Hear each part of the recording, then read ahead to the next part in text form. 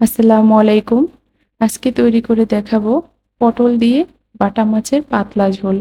তোমরা বাটা মাছের অনেক রেসিপি খেয়েছো, কিন্তু এভাবে যদি একবার পাতলা ঝোলটা বানিয়ে নাও, দেখবে যে কত টেস্ট লাগে।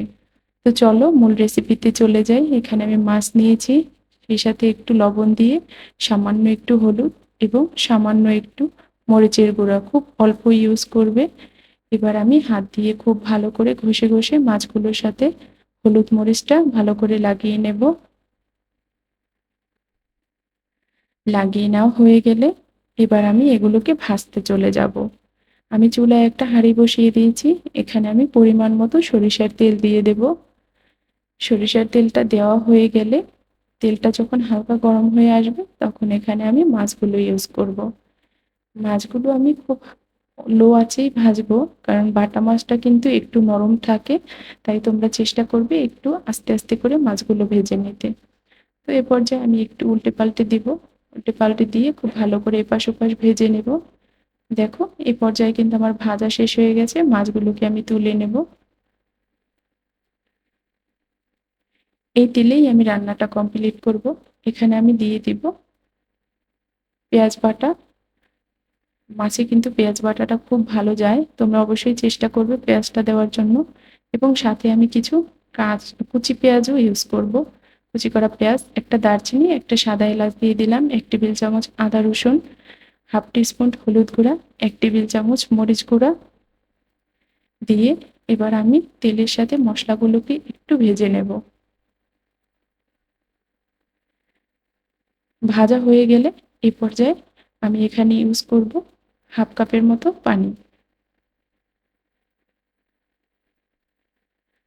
পানিটা দিয়ে এবার আমি মশলাগুলোকে খুব ভালো করে কষিয়ে নেব। হলুদ মরিচ এবং আদা রসুনের একটা কাঁচা গন্ধ থাকে, সেটা যাতে না থাকে সেজন্য আমি খুব ভালো করে কষিয়ে নেব। এবং আমি হাফ টেবিল চামচ লবণ দিয়ে দিয়েছি। লবণটা পরিমাণ মতোই দিবে, কারণ ভাজায় যেহেতু লবণ আছে মাছের, তাই কিন্তু লবণটা বুঝে দিতে হবে। দেখো আমার কষানো কিন্তু শেষ হয়ে গেছে, খুব ভালো করে কষিয়ে নেবে। এবার আমি মাছগুলোকে খুব সুন্দর করে দিয়ে দেব। মাছগুলোকে মশলার সাথে একটু ভালো করে উল্টে পাল্টে দেব।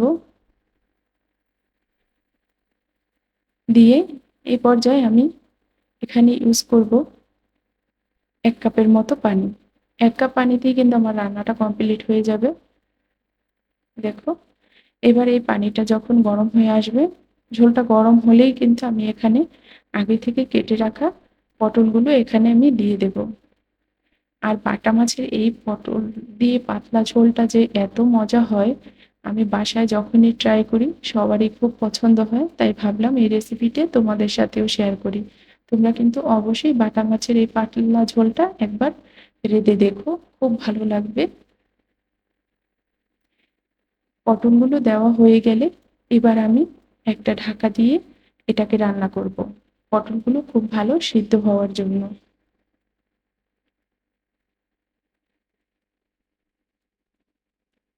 দেখো যখন বলক চলে আসলো, তখন আমি ঢাকাটা দিয়ে দিলাম। দিয়ে আমি প্রায় 12 মিনিটের মতো আমার সময় লেগেছে রান্না করতে। এর মধ্যে কিন্তু আমি একবার নেড়ে চেড়ে দিয়েছিলাম। দেখো এবার কিন্তু ঝোলটাও আছে।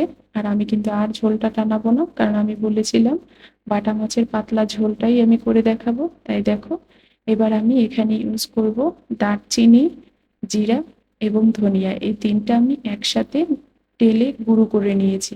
সেখান থেকেই আমি 1 টেবিল চামচের মতো এখানে খুব ভালো করে ছড়িয়ে দেব।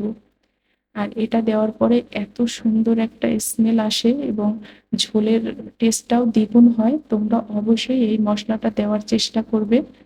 আর এখন আমি তোমাদেরকে একটু পরিবেশন করে দেখিয়ে দিচ্ছি। দেখো কত সুন্দর হয়েছে রেসিপিটি।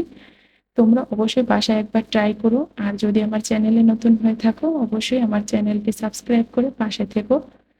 আজকে এখানেই শেষ করছি। সবাই ভালো থাকো। আসসালামু আলাইকুম।